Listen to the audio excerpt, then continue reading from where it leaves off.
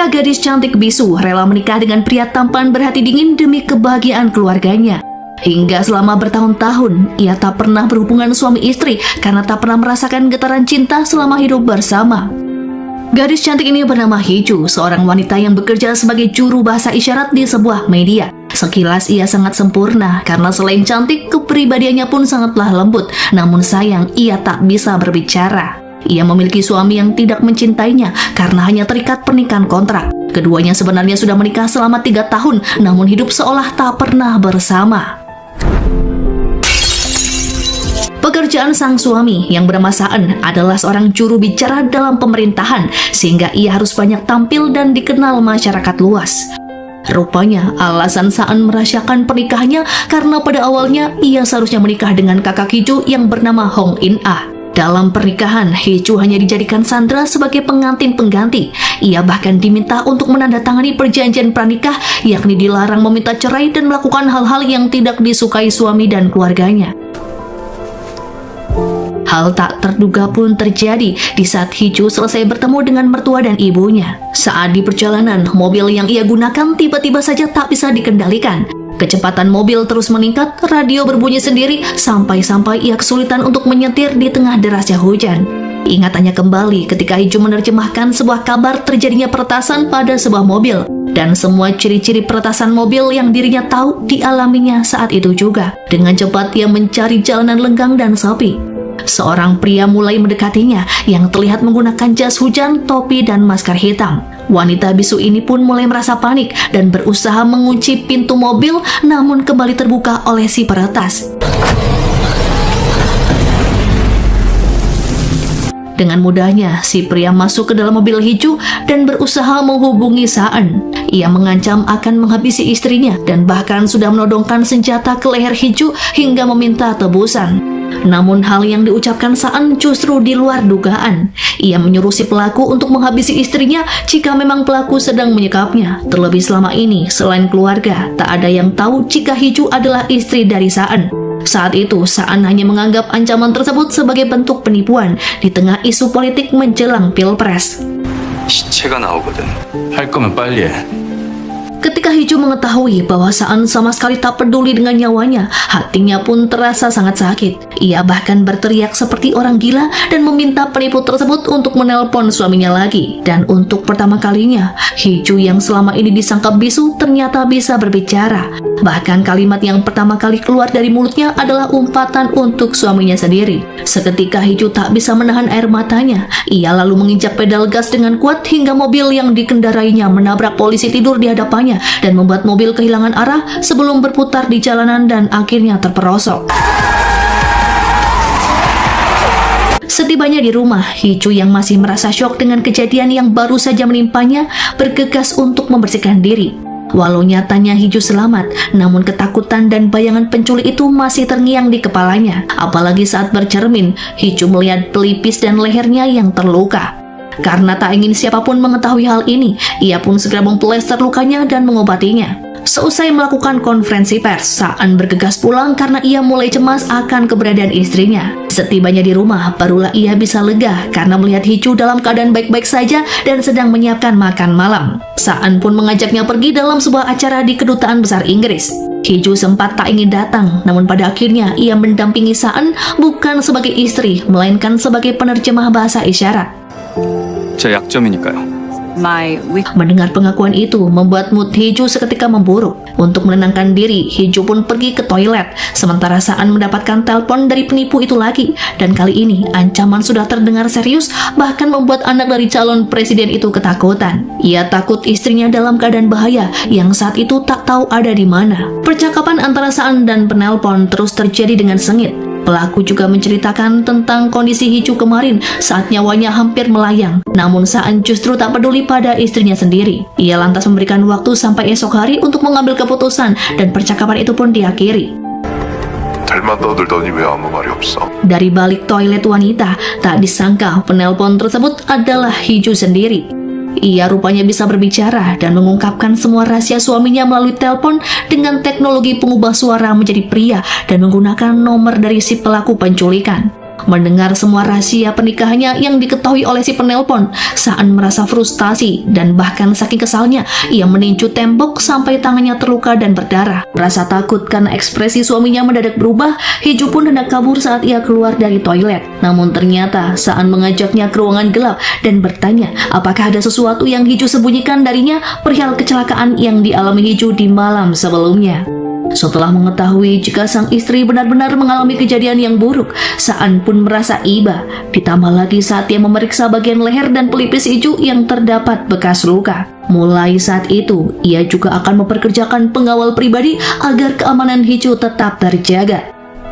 당신네는 Tak lama kemudian, Doje melaporkan jika sepertinya pelaku berasal dari organisasi yang cukup terampil karena mereka menggunakan alamat IP yang berubah-ubah dalam waktu kurang dari 10 menit. Saan lalu memerintahkan untuk memeriksa semua daftar tamu yang datang dalam pesta kedutaan karena pelaku seolah tahu persis tentang keluarganya dan apa saja yang sedang ia kerjakan di sana, termasuk jenis hidangan di acara. 홍희주 씨 귀가합니다. 2층으로 오세요. Sementara itu di rumahnya, Hiju memutar rekaman perbincangannya dengan Saan dan merasa yakin jika kini ia berhasil membuat sang suami ketakutan. Ia pun berniat memanfaatkan telepon tersebut untuk mencapai tujuannya yang tak lain adalah perceraian. Kedatangan Saan membuat Hiju terkejut karena pria itu hendak meminta kunci mobil dan berniat memeriksa keadaan mobil Hiju setelah mengalami kecelakaan. Tak banyak yang Saan temukan kecuali jok kursi yang tercabik-cabik oleh senjata tajam. Menyadari jika di malam itu Hiju sempat mengumpat, ia pun panik karena takut jika kamera dashboard pasti merekam suaranya yang bisa membongkar rahasia jika selama ini ia tidaklah bisu. Hiju pun berlari menghampiri sang suami di parkiran, namun sepertinya Saan tidak menemukan hal mencurigakan pada kamera itu. Ia lantas meminta seseorang untuk memeriksa rekaman CCTV di sekitar TKP. 개인적인 부탁인데 은밀하게 처리해야 돼서. Saan bertanya bagaimanakah cara Hiju pulang dalam kondisi mobil yang tak bisa lagi digunakan. Terungkap jika sesaat setelah kecelakaan terjadi, Hiju dan pelaku sama-sama pingsan akibat menabrak pembatas jalan. Khawatir polisi akan datang, pelaku pun segera kabur setelah ia siuman. Ia bahkan tak sempat memperhatikan HP-nya yang ternyata ketinggalan. Hiju lantas memanggil jasa derek mobil dan saat itulah ia baru menyadari jika ponsel pelaku tertinggal di dalam mobilnya. Saan lalu melarang Hiju untuk bekerja sementara waktu, namun ternyata Hiju sudah ada janji untuk bekerja di pengadilan sebagai penerjemah penggugat yang tunawicara. Keesokan harinya, usai melakukan pekerjaannya, Hiju dikejutkan dengan kedatangan seorang pria yang membuatnya takut saat ia berada di sebuah toilet dan harus bersembunyi. Karena tak menemukan Hiju di sekitaran toilet, membuat si pengawal kehilangan jejak dan mengira jika Hiju telah diculik. Namun ternyata pria yang Hiju temui adalah seniornya saat di kampus yang bernama Sangwoo. Keduanya terlihat dekat padahal sudah lama tak saling bertemu. Foto sang istri bersama pria lain rupanya cukup membuat Saan merasa cemburu, mengingat Sangwoo adalah pria tampan dan sangat karismatik. Sepertinya pria itu memang mengagumi Hiju karena ia sangat bersyukur bisa dipertemukan kembali dengannya. Sangwoo bahkan sangat paham bahasa isyarat sehingga ia dengan mudah berkomunikasi dengan Hiju. Setelah bertukar nomor HP, Hiju pun akhirnya pamit.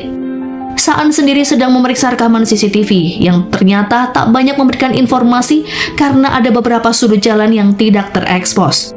Semua tamu di acara kedutaan pun sudah diperiksa dan mereka adalah tamu resmi sehingga tak mungkin ada penyusup yang bisa masuk.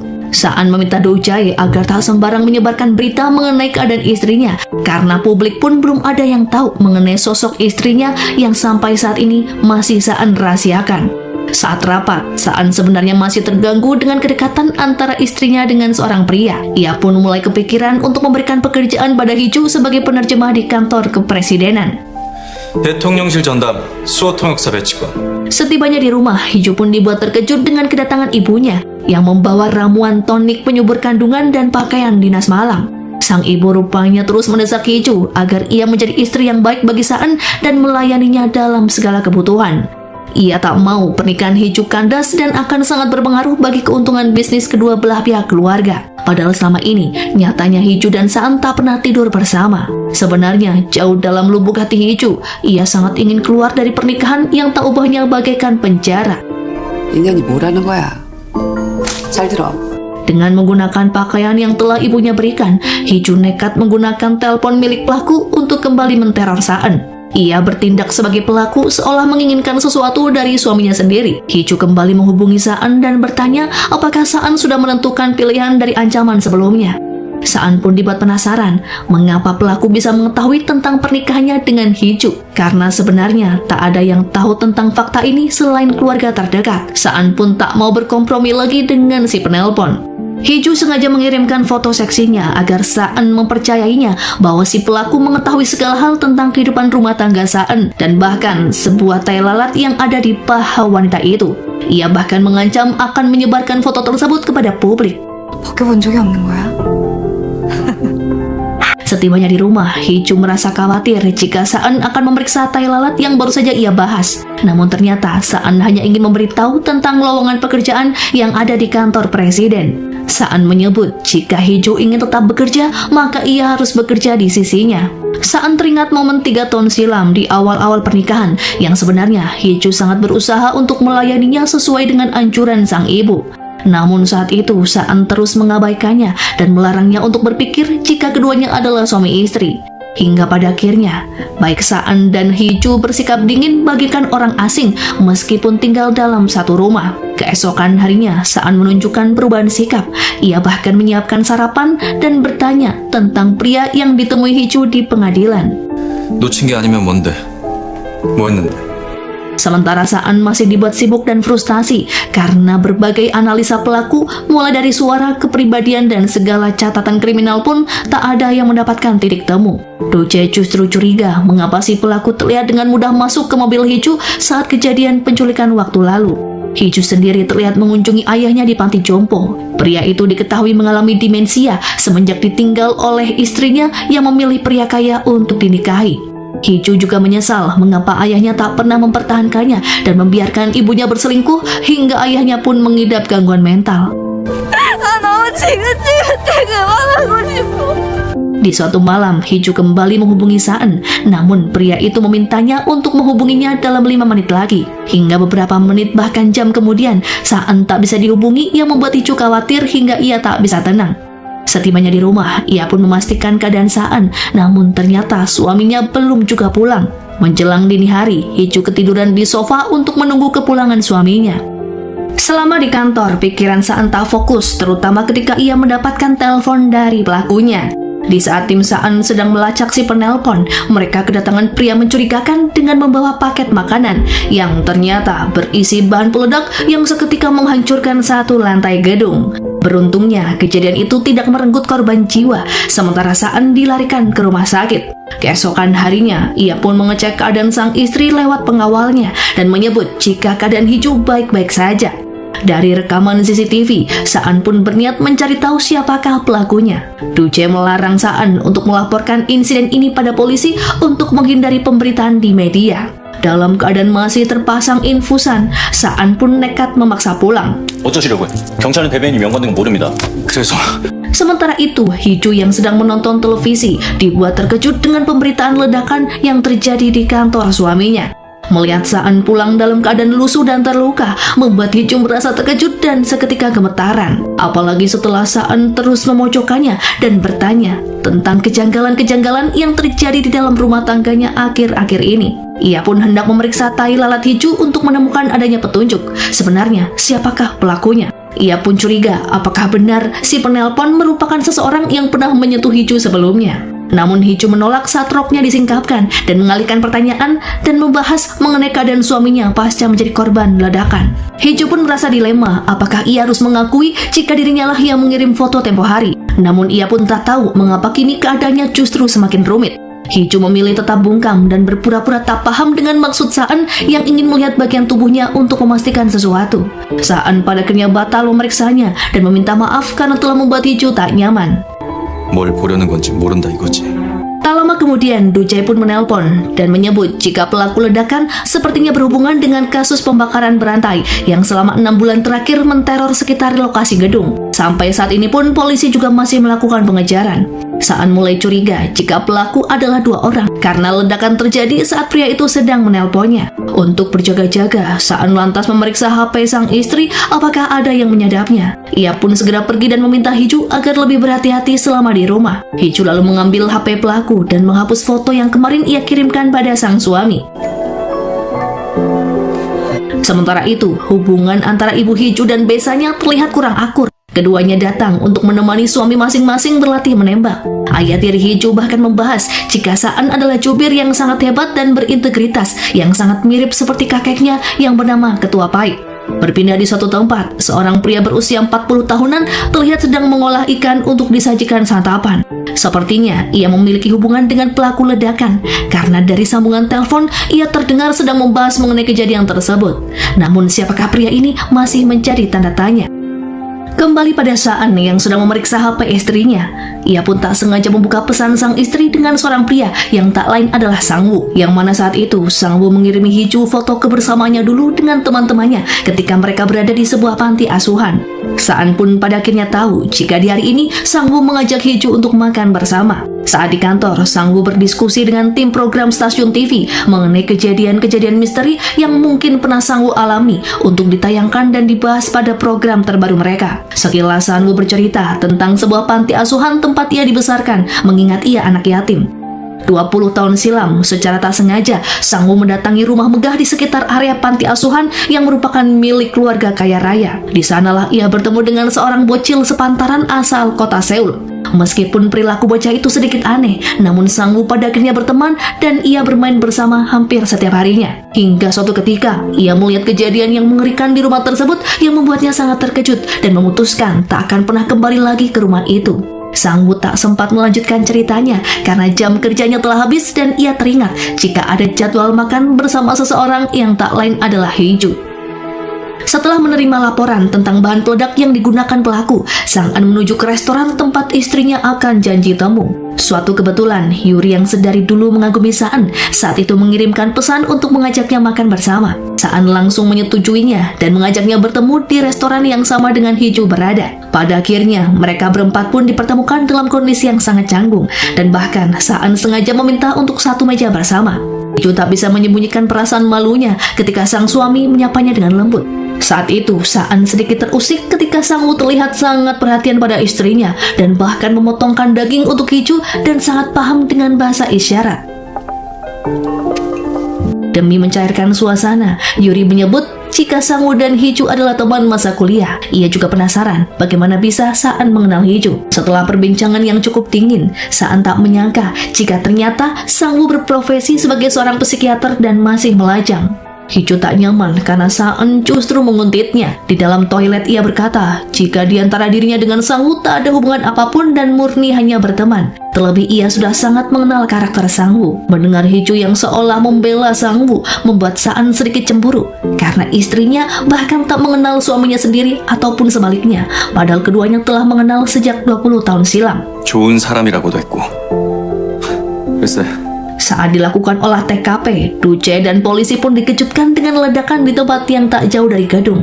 Duce mengejar seorang pria misterius yang diduga kuat adalah pelakunya hingga ia berhasil meringkusnya setelah terlibat aksi kejar-kejaran di jalanan. Penangkapan itu pun Duce kabarkan pada Saan dan pelaku saat ini sedang diinterogasi polisi. Pria itu mengaku jika memang ia adalah pelaku pembakaran berantai, namun untuk kasus ledakan di gedung Saan ia mengaku tak tahu apa-apa. 어제 나 아니라니까. 자식 근데 Sementara itu, teror kini menghantui Hiju. Saat akan pulang dari suatu tempat dan hendak mengambil mobilnya di garasi bertingkat, Hiju dibuat panik karena tiba-tiba pintu garasi tertutup dan mengarahkan mobilnya ke berbagai penjuru, disertai dengan iringan musik bertajuk Call Me Now.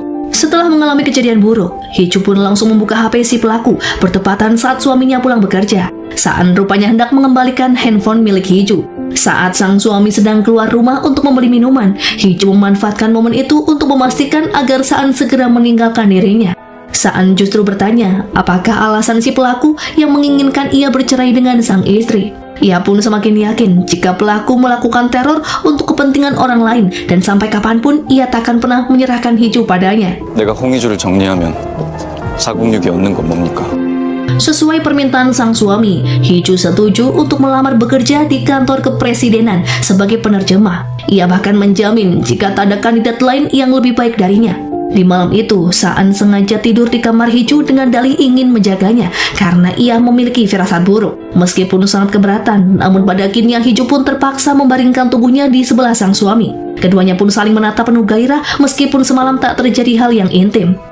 Scene memperlihatkan di masa lalu saat Hee-ju masih kecil, yang mana setelah insiden kecelakaan yang menimpa keluarganya, Hee-ju dipaksa untuk hidup layaknya orang yang memiliki trauma dan tak bisa berbicara agar membuat seorang ketua merasa bersalah. Ancaman ternyata tak hanya menimpa Saan dan Hee-ju saja. Ayah kandung Hee-ju yang ada di panti jompo terlihat dihampiri oleh seorang pria saat seorang perawat sedang mengambil selimut. Pria itu pun bahkan membawa ayah Hee-ju berkeliling tanpa sepengetahuan tim medis. Dengan ponsel milik ayah Hee-ju, pria yang diketahui memiliki dua warna mata yang berbeda segera menghubungi Hee-ju yang seketika membuatnya panik karena ayahnya dalam bahaya. Sepertinya pria ini adalah orang yang sama dengan seseorang yang sedang memotong ikan sebelumnya. Si pria lantas menanyakan tentang ponselnya yang sedang digunakan oleh Hee-ju dan alasan mengapa Hee-ju mengancam suaminya sendiri. Ia tak keberatan jika Hee-ju menggunakan teleponnya untuk mengancam Saan karena ia juga berharap kehancuran pada pria itu. Di saat itu juga, Hee-ju langsung ke panti jompo untuk mengecek keberadaan ayahnya. Perawat menyebut jika ayahnya terpengaruh oleh obat tidur setelah ditemukan di semak belukar. Anehnya, saat ayahnya siuman, pria itu justru menyebut kalimat yang diduga merupakan perintah dari si pelaku agar Hee-ju terus menelpon Saan. Setelah kondisi ayahnya stabil, Hee-ju kembali ke Seoul diantar oleh dua detektif. Namun entah mengapa saat di perjalanan, tiba-tiba suara radio mobil diretas yang kembali mengingatkan Hee-ju pada pelaku yang seketika membuatnya mual dan memaksa untuk menepikan mobil. Di tengah keputusasaannya, dari kejauhan terlihat seorang mobil pejabat dengan pengamanan khusus datang menghampiri mereka, yang ternyata itu adalah Saan. Saan mengaku akan membawa Hee-ju pulang karena keduanya suami istri. Ia juga meminta detektif untuk merahasiakan apa yang terjadi sampai Saan sendiri yang akan melapor pada petugas polisi. Ternyata sebelumnya, Saan yang sedang bersiarah bersama para pejabat tinggi mendapatkan telepon dari panti jompo yang mengabarkan keadaan ayah mertuanya, hingga ia pun diberikan pengawalan petugas agar lebih cepat sampai di tujuan. Pada akhirnya, Saan juga menemukan keberadaan Hee-ju di tepi jalan dalam keadaan menyedihkan. Hee-ju tak menyangka dengan tindakan suaminya yang secara tiba-tiba mengakui statusnya sebagai istri. Saan lalu mengajak Hee-ju pulang dan berjanji akan mengurus keamanan ayah mertuanya dan berharap Hee-ju untuk tetap tenang. Di dalam mobil itulah Saan pertama kalinya sekilas mendengar suara Hee-ju ketika ia sedang menangis sesenggukan. Ia pun memberikan sapu tangan miliknya untuk mengelap air mata Hee-ju. Sementara itu, Saan dan Hee-ju kini tiba di hotel karena di hari itu keduanya ada janji makan malam bersama orang tua Saan. Hee-ju membersihkan wajahnya yang tampak kusut, sementara Saan memesan layanan kamar untuk menyiapkan makanan dan kebutuhan sang istri. Sampai saat ini, Saan belum berani melaporkannya kepada pihak polisi. Namun, jika keadaan semakin kacau, ia pun terpaksa harus meminta bantuan pada pihak berwenang. 억지로 털어놓게 할 수도 있어. 그런데 Ia pun meminta Hee-ju untuk mengaku jika memang ada hal yang ia sembunyikan sebelum polisi sendiri yang akan menginterogasinya. Melihat respon sang istri yang masih saja bungkam, Saan tak mau memaksanya karena menganggap jika keduanya memang tak sedekat itu untuk saling mencampuri urusan masing-masing. Ia pun meminta Hee-ju beristirahat sejenak, sementara dirinya akan bertemu dengan orang tuanya terlebih dulu. Melihat makanan yang Saan pesan, Hee-ju pun sempat penasaran karena makanan tersebut sama persis dengan yang ada di acara perjamuan duta besar, yang bahkan pernah Hee-ju ucapkan saat ia bertindak sebagai pelaku teror. Pembicaraan mereka pun terlihat sangat canggung sebab sang ayah menanyakan keberadaan Hee-ju yang tidak hadir. Ternyata acara makan malam tersebut membahas mengenai rencana Tuan Ui-yong yang akan melakukan syuting kegiatan sehari-hari menuju pencalonan presiden. Ia pun meminta Saan datang bersama istrinya. Tak lama kemudian, Hee-ju muncul setelah ia merasa jauh lebih tenang. Melihat kedatangan Hee-ju yang lesu dan tampak tak berguna, membuat Tuan Ui-yong mengucapkan kalimat yang menohok seolah ia tak memiliki anggota keluarga yang bisa dibanggakan selain putranya sendiri. Ia bahkan membahas mengenai kakak Hee-ju yang seharusnya menikah dengan Saan dan kekecewaannya terhadap ketua Hong yang telah menipunya karena mengirim gadis tunarungu sebagai pengganti putri sulungnya. Mendengar ucapan ayahnya yang sangat keterlaluan, Saan lantas mengajak Hiju untuk meninggalkan ruangan meskipun acara makan malam belum selesai. Saan menegaskan jika dirinya takkan pernah berpartisipasi dalam kampanye ayahnya. Melihat putranya yang bersikap kurang ajar, Tuan Uyong mengancam Saan karena sudah berani menentangnya. Menyadari sikap ayahnya yang menyinggung harga diri Hiju, Saan meminta maaf dan berharap agar istrinya tak sakit hati. Hiju yang masih terngiang dengan kode dari pelaku yang menyuruhnya untuk terus menghubungi pelaku seperti sebelumnya benar-benar membuatnya sangat frustasi dan berniat membuang HP itu. Niatannya pun ia urungkan karena Saan memergokinya. Sedikit Hiju termotivasi saat teman-teman memberikan dukungan terkait niatan Hiju untuk mendaftar sebagai penerjemah di kantor kepresidenan. Singkat cerita, proses perekrutan penerjemah di kantor presiden akhirnya dibuka, menyisakan beberapa kandidat yang maju dalam babak terakhir sebanyak 3 orang, termasuk diantaranya adalah Hiju. Mereka diuji untuk menerjemahkan pidato yang dibawakan oleh Saan di sebuah acara kenegaraan. Di ruang kerjanya, Saan juga memantau sang istri yang tampak sangat terampil menerjemahkan dan tak ada salah sedikit pun. Pada akhirnya, Saan memutuskan untuk menguji kandidat secara langsung yang membuat Hiju seakan tertekan karena Saan curiga mengapa ia bisa menghafal semua tentang isi pidatonya dan bahkan Hiju menerjemahkannya lebih cepat sebelum Saan memulai berbicara. 지금부터 내가 묻는 말에 사실대로 답변해주기 바랍니다. Jawaban Hiju pun sangat mengejutkan karena ternyata ia telah menguasai semua pidato Saan yang ditayangkan secara acak dan bahkan dari tahun ke tahun. Ternyata Hiju memang telah menghafal semuanya sebagai bahan latihan dan memperhatikan titik artikulasi antara bibir dan pergerakan gigi Saan. Saan tak menyangka jika kini sang istri benar-benar ingin membuktikan kemampuan diri dan rupanya Hiju juga sangat terobsesi pada dirinya meskipun Hiju mengakui jika hal itu sebuah kegilaan. Pada akhir wawancara, sengaja Saan menguji Hiju dengan kalimat yang harus ia terjemahkan yang berisi tentang ironi rumah tangga yang tak adanya rasa terbuka satu sama lain karena tak ada rasa cinta di dalamnya meskipun sudah menikah selama bertahun-tahun. Ucapan itu pun seolah menggambarkan pernikahan keduanya yang hambar dan bahkan saling masih mencurigai. 두 사람은 서로의 속마음을 터놓지 못하고 Menyadari sikap Saan terhadap Hiju barusan membuat seorang bawahan lantas bertanya apakah Hiju akan diterima karena sebenarnya ia juga sangat berharap pada kemampuan Hiju dan menyukai penampilannya yang terlihat totalitas. Sembari memandang wajah Hiju dalam sebuah foto, ingatan Saan kembali ke masa-masa saat keduanya masih remaja. Dalam acara perjamuan keluarga, ternyata hubungan antara keluarga Tuan Uicung dan Ketua Hong sudah mulai terjalin. Saan terlihat sedang menepi dari keramaian karena ia tak berselera makan dengan menu yang ada, yang kebanyakan berbahan dasar ikan mentah. Saat itu, ibunya tiba-tiba datang dan memaksanya untuk memakan makanan yang tidak ia sukai. Meskipun saat itu, Saan merasa sangat mual dan akhirnya memuntahkan makanannya. Terlihat tatapan ibunya begitu dingin, seperti ada yang disembunyikan. Dalam momen itulah, Saan berkenalan dengan Hiju yang saat itu juga sedang kelaparan karena ibunya menyuruhnya untuk berdiet. Keduanya berkenalan dan makan bersama setelah diam-diam mengambil makanan kesukaan masing-masing. Kembali ke masa kini, tak lama kemudian, Hiju mengirim pesan karena Saan telah memindahkan ayahnya ke panti jompo yang jauh lebih nyaman. Hiju bahkan mengunjungi ayahnya yang kini telah dipindahkan ke panti jompo yang lebih mewah.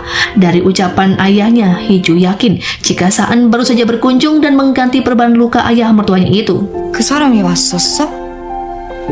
Di lain sisi, seorang gadis cantik berpakaian biru terlihat tiba di bandara dan kuat dugaan gadis itu adalah In-ah. Keberadaan In-ah di kota Seoul rupanya diketahui oleh Hiju melalui postingannya di media sosial. Seketika, ingatan Hiju kembali ke masa lalu saat ibunya memaksanya untuk menggantikan In-ah di hari pernikahan karena gadis itu kabur entah kemana. Dan yang lebih membuatnya tersakiti adalah karena kebahagiaan dan kebebasannya yang seketika terenggut hanya untuk menjaga cincin dan status pernikahan sampai seorang gadis yang seharusnya mendapatkannya kembali.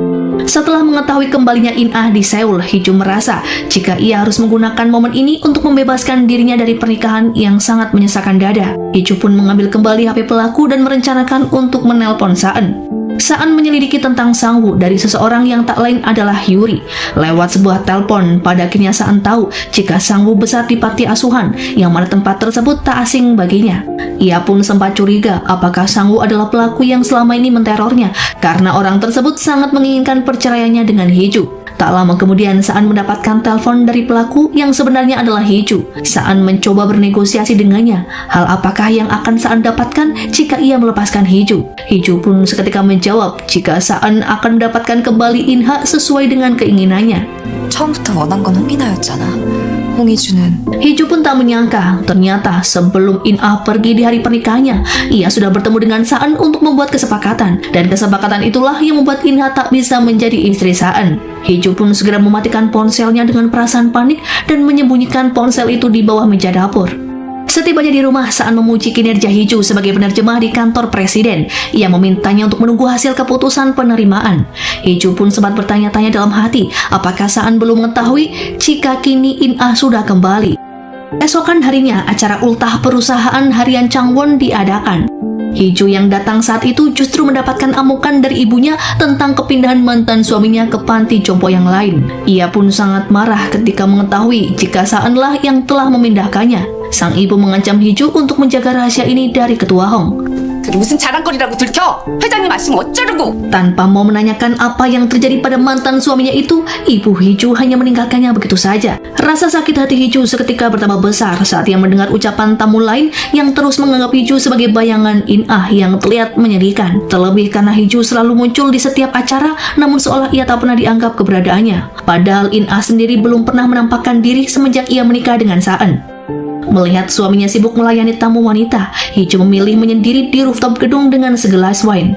Ia pun kembali menghubungi suaminya, namun kali ini justru berisi curahan hatinya tentang kehidupan sosok Hiju yang suram dan memang tak layak mendapatkan kebahagiaan. Entah mengapa saat itu Saan membela Hiju habis-habisan dan berkata jika Hiju adalah seseorang yang bisa membuatnya bernapas lega di saat ia membutuhkan ketenangan dari keberisikan orang-orang di sekitarnya yang selalu membuatnya tertekan. Hiju tak yakin dengan apa yang diucapkan Saan karena selama ini suaminya hanya menganggapnya sebagai orang yang tidak terlihat dan selalu melarangnya untuk berpikir jika keduanya adalah pasangan suami istri.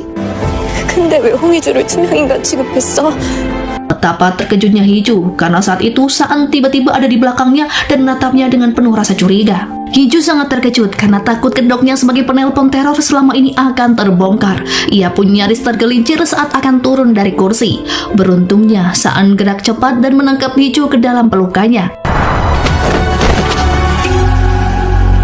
Saan sebenarnya curiga karena saat itu Hiju terlihat sedang menelpon, namun Hiju berkilah dan memilih untuk kembali ke acara pesta. Tak lama kemudian Do Jae menghubungi Saan dan memberitahu jika penelpon yang baru saja menghubunginya terlacak ada di hotel yang sama dan berada sangat dekat dengan Saan.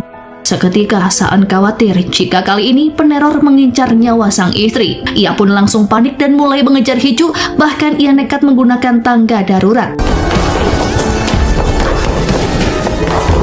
Sementara itu di sudut ruangan, Hiju tengah memperhatikan foto para pejabat yang memiliki peran penting dalam perusahaan Chungwon. Ia lalu diingatkan oleh Ibu Saan untuk segera masuk ke dalam acara pesta. Berbeda dengan Hiju yang tampak kagum saat melihat foto yang dipajang di sana, Ibu Saan justru merasa muak dan bahkan menyiram anggur yang ia minum ke salah satu foto yang tak lain adalah ayah mertuanya sendiri, yakni Tuan Paik. Sepertinya keluarga sang jubir memiliki rahasia kelam yang belum terekspos. Hiju yang sudah berada di dalam ruangan lantas duduk manis di meja, sementara Saan yang baru saja tiba bisa bernapas lega karena istrinya kini baik-baik saja. Ia sempat mengira jika si penelpon akan mengancam keselamatan Hiju. Saan pun segera meminta anak buahnya untuk mempercepat proses penguraian suara dan memeriksa daftar tamu yang datang ke hotel. Acara ulang tahun perusahaan pun selesai dan pasangan suami istri ini pun tiba di rumahnya. Saan mulai menanyakan mengenai bekas luka di lutut Hiju dan ia seolah penasaran mengapa sejak dulu gadis itu memilih diam dan tidak berteriak, padahal Saan tahu jika sebenarnya saat itu Hiju masih bisa berbicara. 그때도 넌 비명 한 번 안 질렀어. Ternyata saat kecil dulu Saan pernah menyelamatkan Hiju saat ia akan digigit anjing. Pada saat itu Hiju kecil sama sekali tak mengeluarkan suaranya, padahal ia sudah dalam bahaya. Ternyata hal itu diakibatkan tekanan dari ibunya yang sangatlah besar, sehingga Hiju bersedia berpura-pura bisu demi kehidupan keluarganya. Keduanya pun kembali tertidur di kamar masing-masing dan menyimpan berbagai praduga serta pikiran sendiri mengenai segala hal. Meskipun tak bisa terlelap, namun Saan memilih tetap diam di kamarnya dan tak berani bertanya langsung kepada sang istri. Keesokan paginya, Saan menjadi tak konsentrasi bekerja dan saat ke toilet, secara tak sengaja ia mendengarkan obrolan salah satu anak buahnya yang sedang curhat pada istrinya. Hal ini pun menarik perhatian Saan dan ia pun mulai mengajukan pertanyaan tentang komunikasi antara suami istri yang seharusnya. Jawaban konyol dari bawahannya justru membuat sang jubir mendapatkan sedikit pencerahan. 비상금을 숨겨두셨습니까? Ia lalu memutuskan untuk menerima Hiju bekerja sebagai penerjemah di kantor kepresidenan. Kabar itu tentu saja membuat Hiju bahagia dan teman-temannya pun ikut bersorak. Tanpa sadar, Hiju bahkan mengirimkan beberapa chat ke HP Saan, termasuk sebuah emoticon love pun tak sengaja ia kirim. Hiju pun menjadi panik, sementara Saan justru menjadi bahagia karena mengira jika sang istri juga memiliki perasaan khusus padanya. Saat Hiju menawarkan untuk mentraktir, Saan pun setuju dan keduanya pun jalan bersama untuk merayakan pekerjaan baru Hiju. Setelah mendapatkan ide mengenai hadiah yang akan diberikan pada istrinya, membuat pria itu pun menjadi sangat bahagia. Hiju pun pergi ke sebuah butik seperti permintaan sang suami dan Saan memberikan sebuah setelan pakaian kerja untuk istrinya sebagai hadiah dan membelikan sebuah gaun yang indah di toko yang berbeda. Hubungan keduanya kini semakin dekat dan perlahan semakin romantis. Sayangnya, ada seorang wanita yang terlihat tidak menyukai kedekatan keduanya yang tak lain adalah In-ah. Tiba-tiba sebuah pesan masuk ke ponsel Hiju. Karena penasaran, Saan pun ikut melihat dan membacanya. Ternyata pesan tersebut berasal dari Sang-woo yang ingin mengucapkan selamat pada Hiju serta mentraktirnya minum sebagai bentuk perayaan. Ia juga menyebut jika Yuri akan bergabung. Awalnya Hiju menolak, namun Saan menyuruhnya pergi karena ia juga ingin ikut. Pada akhirnya mereka berempat pun makan bersama, yang mana saat itu suasana pun menjadi canggung. Sang-woo yang belak-belakan langsung bertanya pada Saan mengapa ia mengulik informasi tentang kehidupannya, dan keduanya pun nyaris berdebat sengit. Hiju langsung menengahi dan makan malam pun dilanjutkan. Di tengah perbincangan, Sang-woo bertanya tentang mimpi Hiju di masa kuliah yang saat ini sudah terlupakan. Yuri pun salah paham dan menebak jika dulunya keduanya pasti terlibat hubungan asmara karena sering menghabiskan waktu bersama di dalam ruang siaran kampus. Saan yang mendengar hal itu pun terbakar api cemburu. Hiju tak paham situasi dan mengira sikap Saan menjadi kesal karena masalah pekerjaan, sehingga ia menegaskan jika pembawa acara berita hanyalah impian masa lalu Hiju dan kini ia akan bekerja secara profesional menjadi penerjemah di kantor kepresidenan. Hiju akhirnya pamit ke toilet dan di saat itulah masuk sebuah pesan dari In-ah. Terlihat jika mental Hiju sedikit terguncang saat kakaknya menanyakan kabar dan ia pun mulai cemas sehingga memilih keluar untuk mencari udara segar. Hiju pun kembali menelpon Saan sebagai pelaku peneror agar ia segera bisa mendapatkan kebebasan seperti keinginan sebelumnya. 홍인아가 돌아온다고 해도 변함없어? Panggilan telepon pun terputus karena pada saat itu Saan menyusul dan berniat mencari istrinya. Dan ketika hampir tiba di sebuah kedai, ia nyaris tertabrak mobil. Beruntungnya Hiju bergerak tangkas dan tanpa sadar berteriak memanggil nama suaminya. Ia pun berhasil menyelamatkan sang suami dari kejadian naas. Kini hubungan keduanya pun menjadi lebih hangat. Saan lantas bertanya apakah barusan Hiju memanggil namanya. Setibanya di rumah, Hiju menerima panggilan telepon dari pelaku yang sesungguhnya dan memberi peringatan padanya agar Hiju lebih berhati-hati karena Saan bisa saja dengan mudah membuka kedoknya. Pria itu juga berkata jika ingin berpisah, mengapa Hiju justru menyelamatkan nyawa Saan. Sepertinya pria itu tahu akan banyak hal mengenai kehidupan Saan dan Hiju. 괜찮아? 다친 데는 없고? Keesokan paginya, Hiju mulai memperkenalkan diri menggunakan bahasa isyarat. Tak ingin istrinya dibully, Saan pun berkata jika ia bersedia belajar bahasa isyarat agar bisa mengetahui arti terjemahan agar nantinya tak ada yang salah saat ditampilkan kepada publik. Kini keduanya pun berlatih beberapa bahasa isyarat bersama dan membuat hubungan keduanya menjadi semakin baik karena bisa saling memahami. Usai bekerja untuk pertama kalinya di kantor kepresidenan, Hee-ju turun makan bersama rekan-rekannya usai jam bekerja. Suasana pun menjadi seru, terlebih Saan ikut bergabung untuk pertama kalinya. Sayangnya, di tengah keseruan acara, Do-jae memanggil Saan untuk keluar dan keduanya membahas mengenai identitas pelaku karena ternyata ada sedikit hasil dari penguraian suara. 음성 변조 분석이 거의 끝나가는데 악성 코드가 발견되면서 Hasilnya rupanya sangat mengejutkan karena pemilik suara asli dari pelaku penteror ternyata adalah seorang wanita, dan Do-jae pun bertanya siapakah kira-kira yang Saan curigai. Saan meminta Do-jae untuk memeriksa keakuratan pencocokan suara dan mengirimkan rekaman lain untuk perbandingan. Sikap Saan kini berubah meskipun ia kembali melanjutkan acara makan dengan rekan kerja. Setelah acara usai, Saan memilih pulang ke rumah, sementara yang lain melanjutkan acara untuk kedua kalinya. Hee-ju pun akhirnya pulang ke rumah menggunakan taksi karena tak ingin dicurigai. Setibanya di basement apartemen, Hee-ju sangat terkejut melihat Saan masih ada di mobil akibat sedikit mabuk, dan akhirnya ia pun memilih memapah sang suami untuk kembali ke dalam rumah. Akibat badan Saan yang terlalu berat, Hee-ju pun merasa kesusahan dan tanpa sengaja keduanya jatuh bersama. Ciuman pun tak dapat terhindarkan, dan ini kali pertama keduanya bisa bersentuhan sangat dekat meskipun sepasang suami istri. Saan yang setengah mabuk sampai membuka mata akibat sangat terkejut karena sentuhan lembut bibir Hee-ju yang tepat mengenai bibirnya. Pesan masuk di ponsel Saan pun tak tergubris karena keduanya sibuk memendam perasaan masing-masing akibat ciuman pertama. Saan terbangun dari tidurnya dengan perasaan yang aneh. Ia pun mendapati dirinya tak berada di tempat yang seharusnya. Dan yang lebih mengejutkan, di sampingnya terbaring Hee-ju yang sedang tertidur pulas. Rasa bingung menyelimuti dirinya ketika mencoba mengingat kejadian semalam. Ia mengingat samar-samar bahwa dirinya pulang dalam keadaan mabuk berat. Dalam ingatannya, Hee-ju membantunya masuk ke apartemen, namun setelah itu semua ruangan menjadi gelap. Ketika mencoba menghidupkan ponselnya, ia pun mendapati baterainya mati. Hal ini membuat Saan kesal karena sebenarnya ia sedang menunggu kabar penting dari Do-jae. Pesan itu pun terkait hasil pemindaian suara yang kabarnya menunjukkan akurasi 99%. 어젯밤에 문자로 보내드렸는데 안 그래도 답이 없으셔서 Tanpa buang waktu, Saan bergegas ke kantor untuk bertemu dengan bawahannya itu. Di sana ia mendengarkan penjelasan tentang serangkaian kejanggalan yang melibatkan penelpon misterius. Penyelidikan mengungkap bahwa orang yang bertanggung jawab atas pembakaran dan ancaman terhadap ayah Hee-ju ternyata bukan pria itu.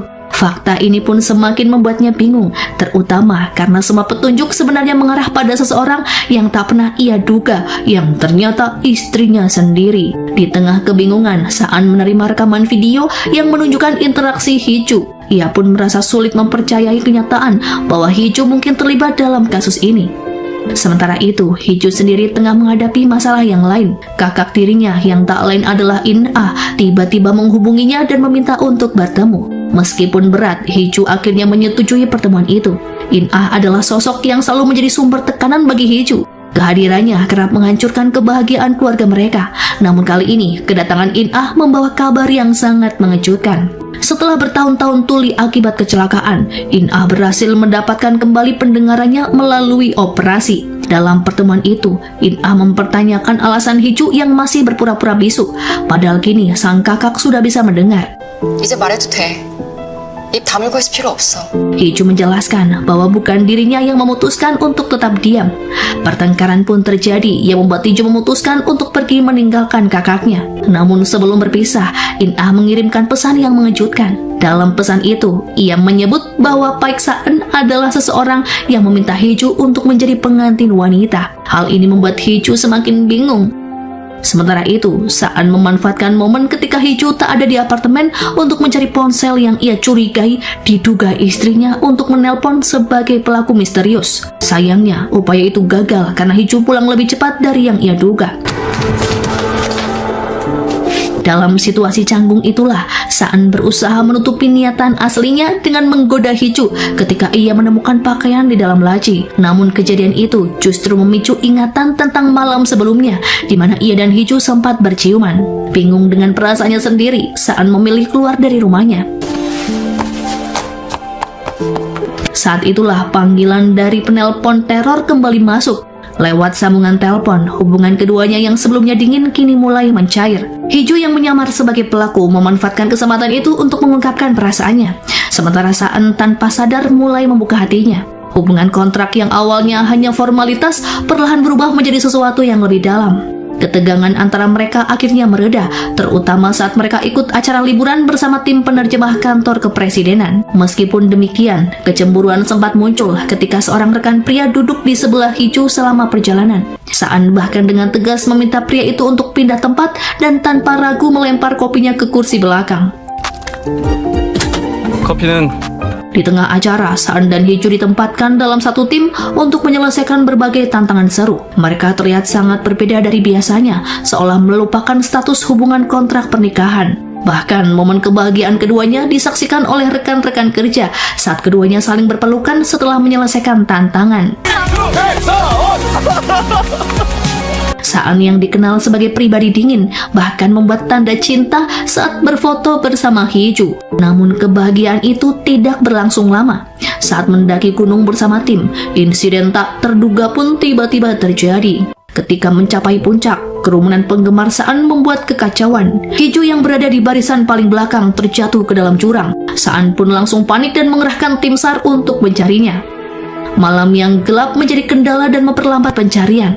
Saan bahkan turun tangan sendiri untuk menyisir area itu. Ia menemukan ranting patah yang menandakan jika kemungkinan Hee-ju terjatuh di sana. Dalam situasi yang sangat genting, satu-satunya cara untuk meminta bantuan adalah menggunakan telepon yang biasa Hee-ju gunakan sebagai penelpon palsu. Dengan berat hati, ia pun menghubungi nomor tersebut. Hee-ju yang sadar akan bahaya berpura-pura mengatakan bahwa ia menghubungi sesuai perintah jika dirinya mati. Pernyataan itu digunakan untuk menutupi identitasnya sebagai pelaku peneror. Saan yang cemas pun nyaris putus asa, terutama karena suhu semakin menurun. Di tengah kebingungan, tiba-tiba kembang api terlihat di langit yang merupakan isyarat dari Hee-ju. Dalam kondisi nyaris kehilangan kesadaran saat mengalami kecelakaan, Hee-ju mendengar suara baik Saan memanggil namanya dengan penuh keputusasaan. Ingatannya tentang Saan yang selalu peduli dan melindunginya pun muncul kembali. Saan adalah satu-satunya orang yang membuat Hee-ju merasa terlihat meskipun Hee-ju tak pernah meminta bantuannya. Hee-ju pun dilarikan ke rumah sakit. Ketika sadarkan diri, seseorang yang sangat mengkhawatirkannya adalah Saan. Untuk pertama kalinya, Hee-ju bahkan berbicara dan memohon agar suaminya tetap berada di sisinya alih-alih memanggil dokter. Saan sangat terkejut karena pada akhirnya ia bisa mendengar suara Hee-ju dan berusaha menenangkannya. Hee-ju melakukan serangkaian pemeriksaan sembari bertanya-tanya dalam hati apakah Saan sudah mengetahui jika 406 adalah dirinya. Mengingat saat Saan berbicara dengan 406, namun seolah Saan berbicara kepada Hee-ju. Hee-ju pun semakin cemas akankah Saan mengajukan perceraian dan menuntut uang 2 miliar karena Hee-ju telah melanggar kontrak pernikahan. Pikiran Hee-ju pun kini tertuju pada keberadaan ponsel hitam. Sementara itu, Tuan Il-yong memanfaatkan kecelakaan Hee-ju untuk agenda politiknya. Ia bahkan mengadakan konferensi pers dan mengeklaim bahwa insiden itu adalah tindakan teror politik yang mentargetkan putranya. Rupanya, Tuan Il-yong belum mengetahui jika korbannya adalah menantunya sendiri. Hal itu pun menyebabkan tim Saan menerima banyak tekanan dari media untuk meminta keterangan di kantor kepresidenan. 사실 확인 중입니다. 추측성 보도는 자제해 주십시오. Di hari itu juga, Saan menemui ayahnya dan menyayangkan sikapnya yang sangat keterlaluan dengan menyebarkan berita bohong. Pada akhirnya, Tuan Il-yong tak menyangka jika korban yang terjatuh dari tebing adalah Hee-ju. Keduanya pun sempat berdebat dan membahas tentang Saan yang tak tahu diri karena jabatan dan kekuasaan yang ia miliki saat ini adalah berkat ayahnya. Semenjak diadopsi oleh keluarga Paik, Saan memang sangat tertekan dan harus menuruti perintah keluarga mereka. Ia bahkan dipaksa untuk mencapai ekspektasi sesuai dengan cita-cita ketua Paik. 내 아들은 그런 음식 안 먹는단다. Di lain sisi, kasus jatuhnya Hee-ju sedang diselidiki oleh Do Jae.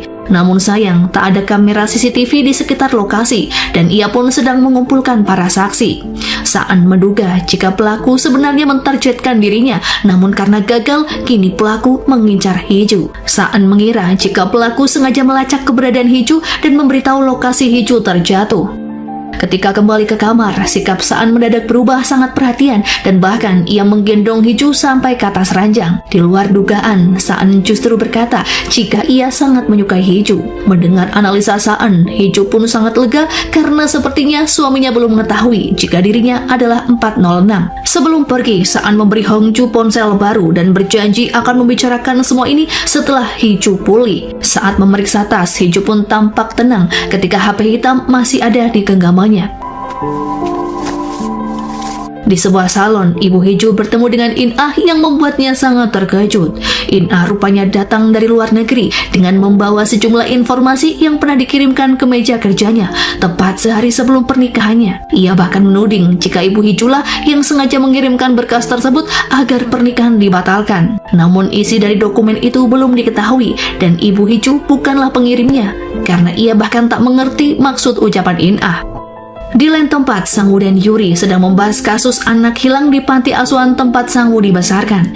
Di antara korban, rupanya ada anak kembar yang salah satunya dikabarkan masih hidup, namun keberadaannya belum diketahui. Mereka pun mencoba mengumpulkan informasi sembari merencanakan program TV terbaru. Sang-woo mengutarakan niatannya untuk mencari seorang narasumber bernama Jin Suk. Selama di rumah sakit, Saan merawat Hee Ju dengan telaten. Ia membawakan pakaian, perlengkapan, dan buah-buahan untuknya. Saan menunjukkan perhatian yang mendalam dengan membantu Hee Ju membersihkan diri termasuk mencuci rambutnya. Hee Ju mempertanyakan mengapa Saan kini begitu baik padanya. Saan pun menyebut jika inilah yang biasanya dilakukan seorang suami untuk istrinya. 보통 남편들이 아내한테 이 정도는 해주지 않나? Ketika sedang mencari udara segar, Saan menunggu telepon dari 406 alias Hee Ju. Di tengah obrolan mereka, Saan mengajukan sebuah penawaran. Ia meminta bekerja sama untuk menangkap pelaku di balik insiden yang melukai Hee Ju. Karena Saan yakin 406 bukanlah bagian dari pelaku yang selama ini menterornya. Hee Ju mengaku bahwa ia tak pernah melihat wajah pelakunya, namun yang ia tahu, pria tersebut memiliki ciri khas yang sangat mencolok. Keesokan harinya, stasiun TV menyiarkan konferensi pers dari Saan. Dalam pernyataan resminya, Saan menginformasikan bahwa insiden tersebut adalah percobaan pembunuhan yang ditargetkan padanya. Ia pun meminta kepolisian untuk memberikan perlindungan dan segera menyelidiki kasus tersebut. Sketsa wajah pelaku bahkan dirilis ke publik, yang mana pelaku diketahui pria berusia 30 tahunan dengan berbagai ciri fisik lainnya. 한쪽 눈이 밝은 갈색으로 보이는 오드 아이가 특징입니다. Sementara itu, pelaku yang dulu menculik Hee Ju terlihat marah besar pada seseorang yang disebut Master. Pria tersebut adalah pelaku yang mendorong Hee Ju terjatuh dari tebing. Namun kini, wajah pelaku penculikan justru yang tersebar di media. Siapakah si Master ini masih menjadi misteri. Master saat itu berkata jika ada perubahan target karena Hee Ju tampaknya tak ingin bercerai, sehingga ia ingin Saan juga merasakan seseorang yang sangat berharga dalam kehidupannya. Hee Ju mengalami teror sebab ia dihubungi pelaku penculikan yang meminta agar HP-nya segera dikembalikan. Hee Ju saat itu panik ketika ada seseorang yang akan masuk ke dalam kamar rawatnya. Ketakutannya pun sirna saat mengetahui jika yang datang adalah suaminya. Melihat Hee Ju dalam keadaan syok, Saan pun memanggil perawat. Saan menerima telepon dari temannya yang merupakan detektif yang mengingatkan agar Saan lebih berhati-hati karena kini situasi sangat berbahaya. Namun Saan tetap dengan keyakinannya untuk tidak bersembunyi dan menghadapi ancaman ini.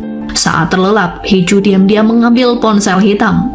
Sebagai 406, ia menelpon Saan dan mengatakan bahwa ia harus dihukum karena telah membantu pelaku. Hee Ju juga setuju untuk menyerahkan ponsel tersebut sebagai bukti yang bisa Saan gunakan. Saat Saan menanyakan apakah Hee Ju akan menemuinya, Hee Ju pun langsung menyetujuinya. Dari gelagat Hee Ju, Saan sepertinya sudah tahu jika 406 adalah istrinya sendiri. 필요하다면 나한테 줄 겁니까? Keduanya pun sepakat bertemu di sebuah taman bermain. Saat tiba di sana, Saan membuat Hee Ju terus berpindah, mulai dari tempat penjual es krim, area komedi putar, dan yang terakhir, Hee Ju diharuskan untuk menuju ke Menara Seoul. Yang mana dari ketiga tempat tersebut ternyata adalah tempat yang sering Hee Ju datangi di masa kecil saat ia sedang kesepian. Tepat di puncak Menara Seoul, Saan akhirnya muncul di saat Hee Ju berusaha menghubunginya. Meskipun tahu jika hal ini akan terjadi, namun Hee-ju merasa bersalah sekaligus malu karena telah menipu Saan selama ini. Saan mengambil ponsel hitam dan berterima kasih atas semua bantuan 406 alias Hee-ju. Dengan mata berkaca-kaca, Saan mencium Hee-ju dengan penuh gairah, sesuatu hal yang baru pernah keduanya lakukan setelah menjalani hidup sebagai suami istri. 널 사랑하지 않을 수 있는 법. Hee-ju mengira Saan akan marah dan membenci dirinya karena kedoknya sebagai 406 terkuak.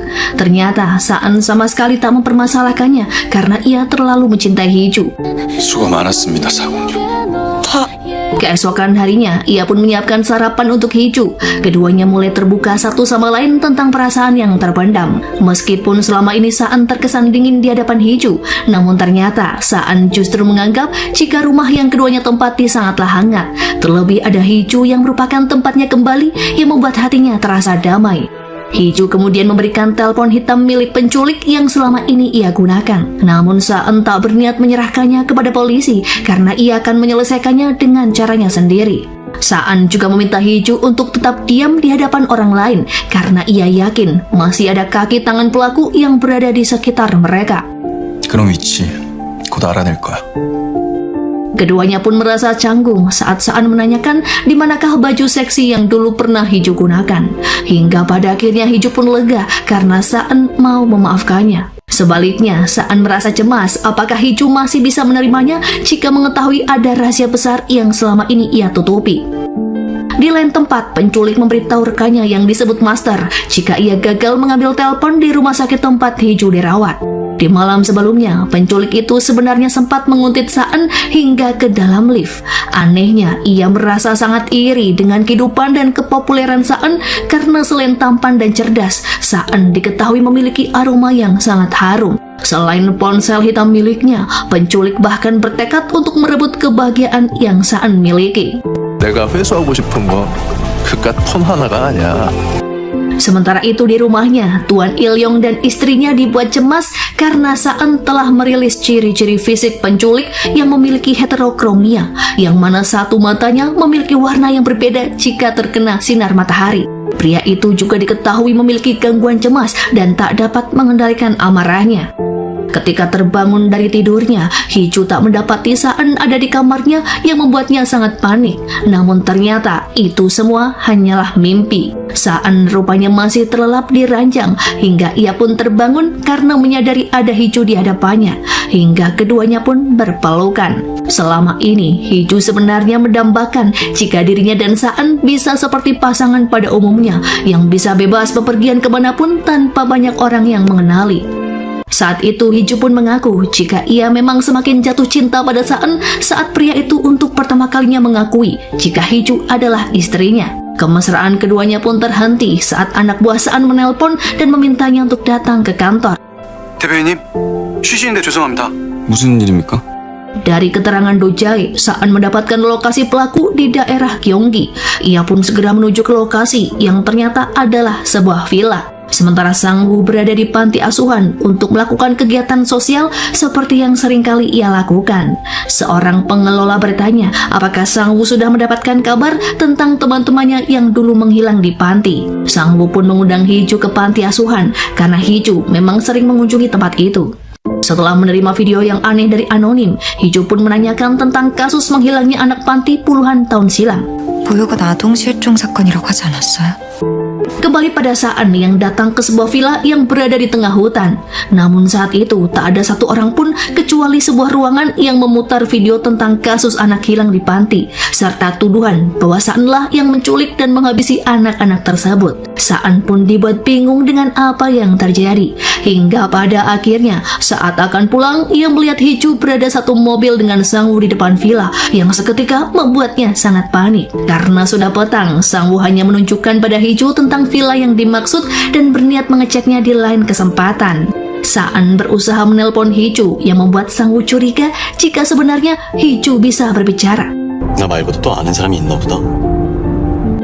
Aksi kebut-kebutan pun terjadi saat Saan memaksa Hee-ju untuk turun dari mobil Sang-woo karena merasa jika semenjak Sang-woo muncul, teror demi teror terus menghantui dirinya dan Hee-ju. Saan bahkan menuding jika sang wulah yang berniat membalas dendam atas kasus anak hilang di panti dan menegaskan jika dirinya sama sekali tak terlibat di dalamnya.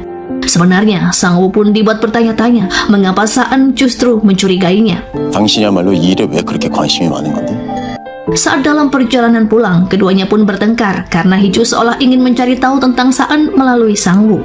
Hiju mengungkapkan ketakutannya akan kehilangan Saan. Ia pun meminta Saan untuk jujur sebenarnya apakah kelemahan yang selama ini Saan tutupi. Pria itu pun berkata jika suatu saat sosok Saan sebagai anak capres dan jabatannya sebagai cupir lenyap dari dunia ini, maka ia berharap Saan yang akan tetap ada adalah Saan yang sangat Hiju cintai. 어떻게 믿을래?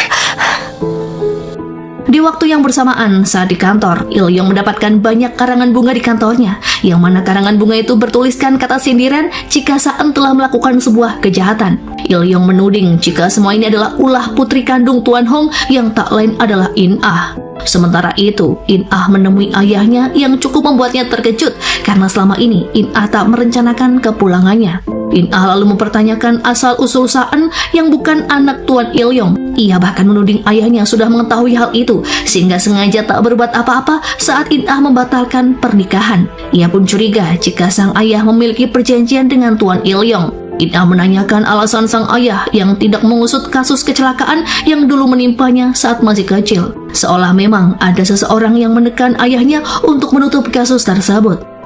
그래서 한번 곰곰이 생각해봤거든요.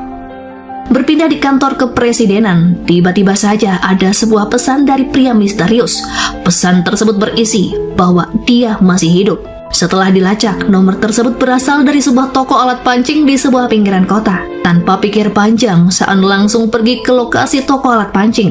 Di tengah perjalanan, Saan mengingat masa kecilnya yang merupakan yatim piatu yang pernah dirawat oleh seorang tukang pancing yang tinggal di tepian danau bernama Jin-suk. Jin-suk ternyata adalah ayah angkat Saan yang merawatnya sampai usia 15 tahunan. Sampai pada akhirnya, Saan pergi meninggalkannya karena ia diadopsi. Dan yang lebih mengejutkan, puluhan tahun silam, Saan pernah melihat sebuah kejadian yang mana ia melihat anak kecil yang akan dihabisi oleh seorang pria tua berjas. Saan pun yakin jika seseorang yang dimaksud Jin-suk masih hidup adalah si bocah yang dulu akan ditenggelamkan. Setibanya Saan di toko alat pancing, ia pun sangat terkejut saat mengetahui seorang pria yang bernama Jin-suk telah pingsan dan mengalami banyak luka. Sepertinya sebelum Saan tiba, ada seseorang yang lebih dulu berniat mencelakainya. Tak lama kemudian muncul konsleting listrik hingga memicu kebakaran. Pada akhirnya Saan dan Jin-suk terjebak dan tak bisa menyelamatkan diri. Di waktu yang bersamaan, In-ah menemui Hiju di rumahnya. Ia mengungkapkan alasan yang 3 tahun lalu yang tak ingin menikah dengan Saan dan pergi begitu saja. Ia juga menunjukkan sebuah hasil tes DNA yang menunjukkan bahwa Saan bukanlah anak kandung dari Tuan Il-yong. Kemungkinan pelaku peneror tahu tentang rahasia Saan hingga Hiju pun harus mengetahui kebenarannya. Hiju tak begitu terkejut karena sebelumnya ia memang sudah mencurigai latar belakang sang suami. In-ah ingin memastikan Hiju tak tertipu oleh keluarga Saan yang penuh sandiwara sehingga ia akan membantu untuk mencari tahu rahasia mereka. Untuk pertama kalinya, Hiju berbicara di depan In-ah setelah lama ia membisu bahwa apa yang terjadi saat ini adalah pilihannya sendiri dan ia tak merasa terpaksa untuk menjalani pernikahan. Terlebih bukan hanya Saan, Hiju sendiri pun pernah menipunya termasuk fakta jika ia tidaklah bisu. Dari pembicaraan tersebut, keduanya pun belum mengetahui siapakah pelaku yang mengirim hasil tes DNA kepada In-ah. 네 목소리가 이렇구나. Setelah pertemuannya dengan In-ah, Hiju mencoba menelpon Saan untuk memastikan keadaannya. Namun HP-nya tak aktif, padahal sebelumnya Saan berjanji akan pulang lebih cepat. Menjelang tengah malam, Hiju memutuskan untuk melaporkan hilangnya Saan kepada polisi. Sayangnya, polisi tak dapat menganggapnya sebagai orang hilang karena belum 24 jam. Terlebih Hiju juga tak berani menyebut nama suaminya karena takut menimbulkan banyak kontroversi. 연락 안 된 지는 얼마나 되셨나요?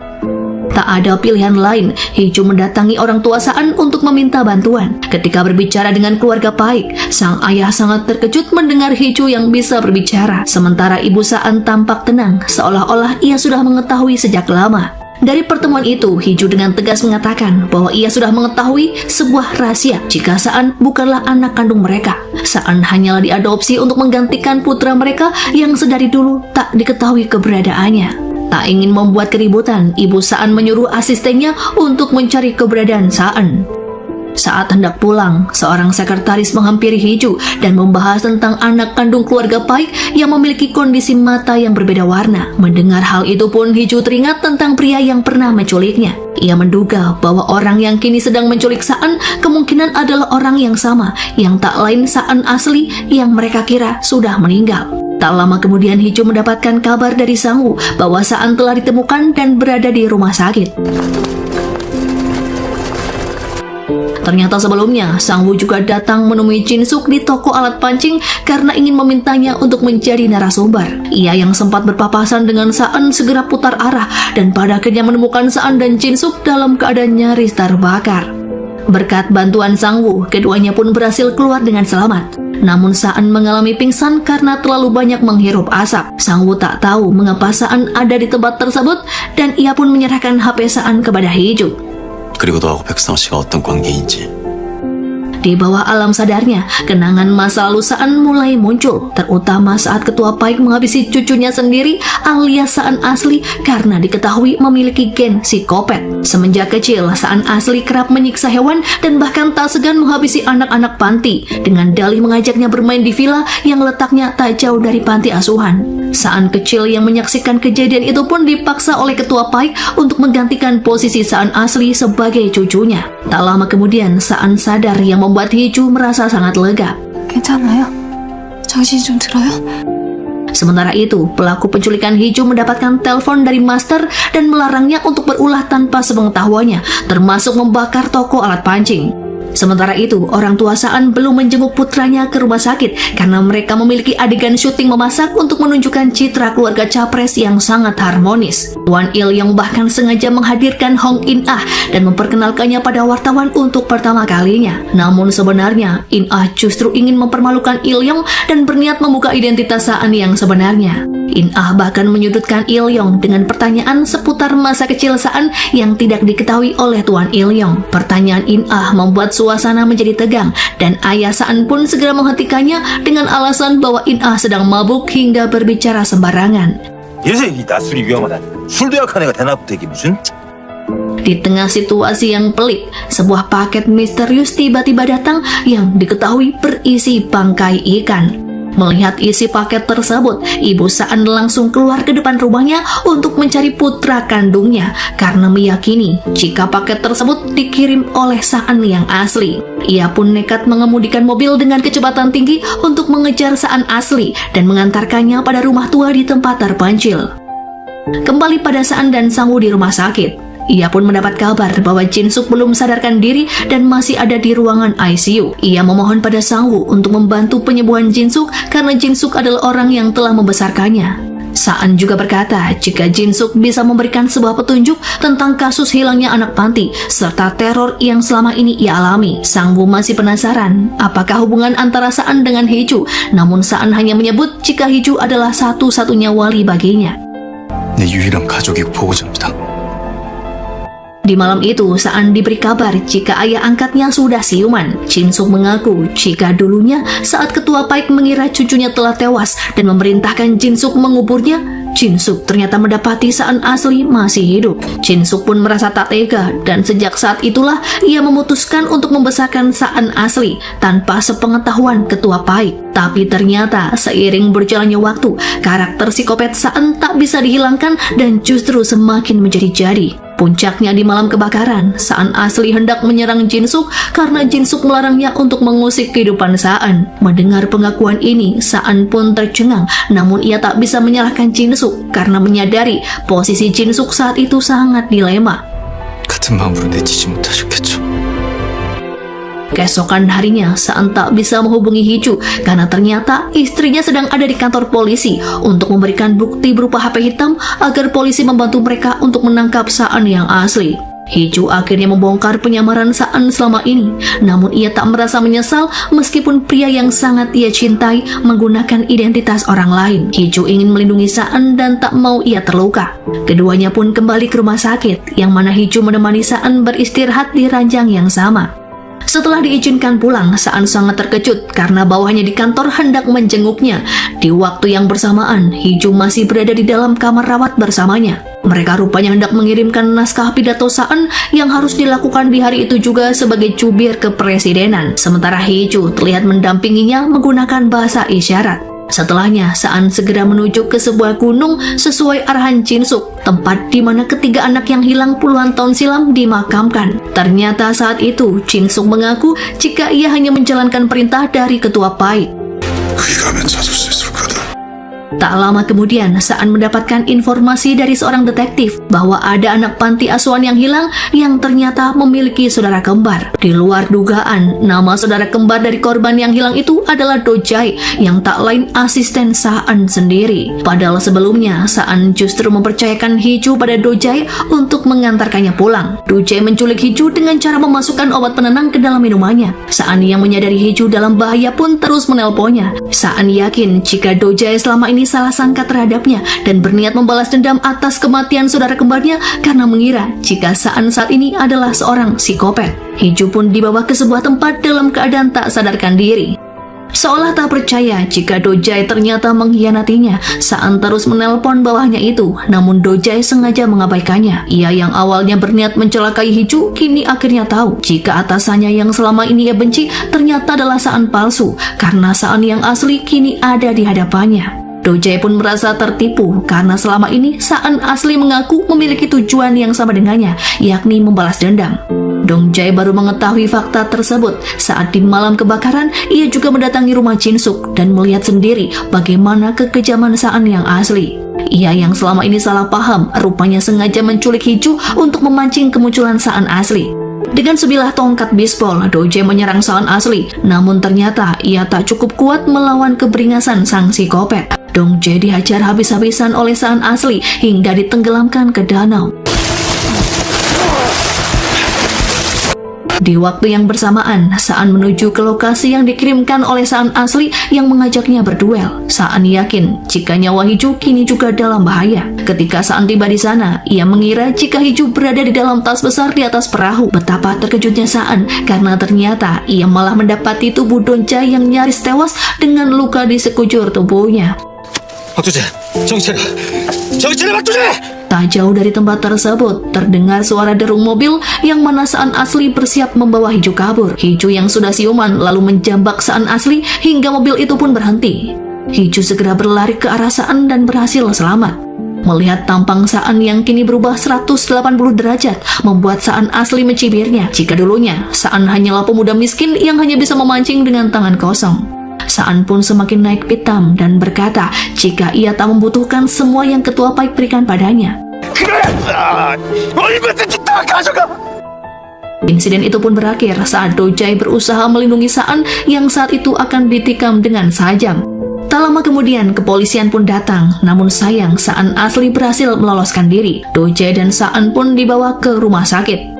Do-jae meminta maaf kepada Saan karena selama ini ia telah bekerja sama dengan Saan yang asli dan bahkan dirinya lah yang mendorong Hiju ke jurang. Di lain sisi, Saan asli merawat luka-lukanya dan merencanakan misi balas dendam. Ia pun mengingat beberapa hari yang lalu ketika pertemuannya dengan sang ibu. Saat itu, Saan asli mengutarakan kekecewaannya pada ibunya karena menganggapnya sudah mati. Dan di saat itulah Saan kabur menghindari ibunya.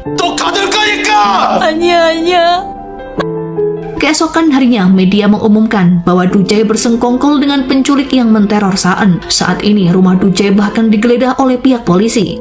Sementara itu, teman-teman sekantornya pun mulai membicarakan tentang Do-jae yang selama ini sangat lihai dalam penyamaran. Dari komputer yang ditemukan di rumah Do-jae, ditemukan bukti bahwa selama ini pria itu memang menyadap lokasi Saan. Di rumah sakit, Saan mencoba meyakinkan Do-jae untuk bekerja sama dalam menangkap Saan yang asli. Do-jae akhirnya setuju setelah ia menemukan barang-barang saudara kembarnya di lokasi korban dikubur. Sementara itu, Tuan Ilyong terlihat marah besar karena istrinya masih saja mencari keberadaan Saan asli yang sebenarnya benar-benar membuatnya muak. Ia bahkan menganggap Saan asli bagaikan monster yang harus dilenyapkan. Istri Tuan Ilyong justru mengungkapkan sebuah rahasia besar yang selama ini terkubur, jika Saan adalah anak dari ketua Paik dengan selingkuhannya di masa lalu. Hal itu pun membuat Ilyong merasa frustasi karena mendiang ayahnya tega membohonginya dan bahkan menghadirkan saingan Ilyong di masa depan. Setelah semua yang terjadi, polisi pun membongkar makam para korban penculikan di sebuah gunung. Mereka pun melakukan proses identifikasi. Yuri dan Sang-woo akhirnya mengungkap siapakah sebenarnya Saan dan kesulitan yang selama ini ia hadapi. Tak lama kemudian, Sang-woo mendapat telepon dari Saan jika polisi telah menemukan makam teman-teman Sang-woo semasa kecil. Sang-woo melihat beberapa barang-barang korban yang juga terkubur bersama jasad, termasuk sebuah kelereng dan cincin. Misteri dan rasa penasaran Sang-woo selama ini akan nasib teman-temannya pun kini terjawab sudah. Yuri berusaha menghibur Sang-woo dan sejak saat itulah Sang-woo mulai menyukai Yuri yang selalu ada untuknya.